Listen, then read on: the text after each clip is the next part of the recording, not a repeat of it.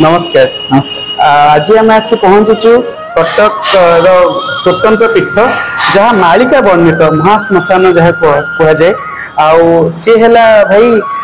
कौ जगह कटक शिखरपुर अंचल माँ श्यामा काली पीठ। आप विभिन्न कालीपीठ जाइए किंतु दीपावली समय काली पीठ स्वतंत्र रीतिनीति माँ को स्वतंत्रता पूजार्चना तेरे कटक पीठर माँ को दशहरा जो भाई आम आपको देखु आपंकर भल पाइबा सहयोग पाइलु। तो आज कार्यक्रम आम भी देखू माँ कौन रही अलौकिक कथा कौन रही स्वतंत्रता कौन रही नीति परंपरा आसन देखा जाना कटक माँ श्यामा काली मंदिर कालिया बदा जोटा शिखरपुर अवस्थित।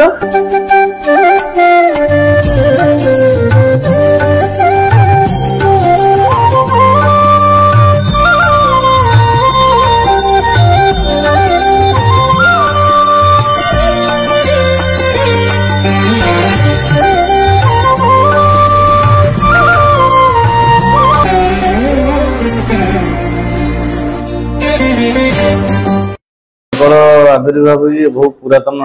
जो अच्छा बहुत पुरातन मंदिर ठाकुराणी जो बसी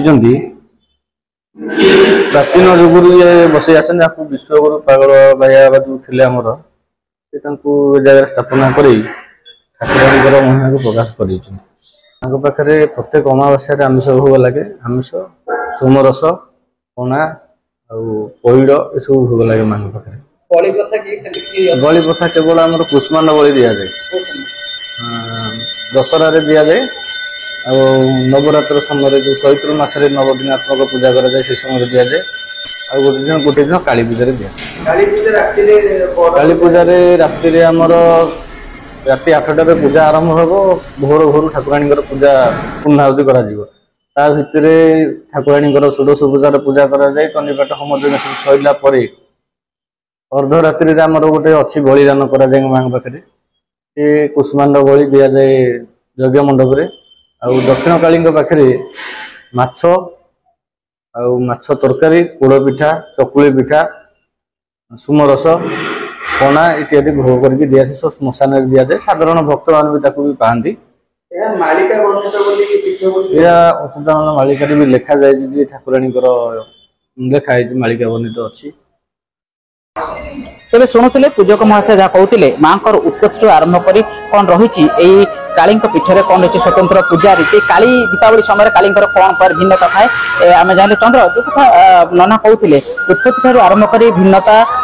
पूजा रही राति कौन पूजा हुए सब जान आपण देखिले माँ दिव्य ज्योति माँ चक्षुटा बहुत जमती ज्वलंत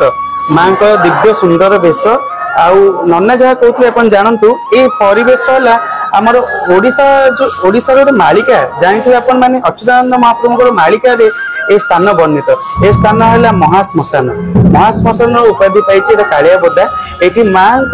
जो मूर्ति देखुं विश्वगुरु पागल बाबा जो अच्छे सी प्रतिष्ठा करते माँ मूर्ति को तापर ए स्थान टी अरण्य जंगल रही पछरे आपन देखिए महानदी अववाहिका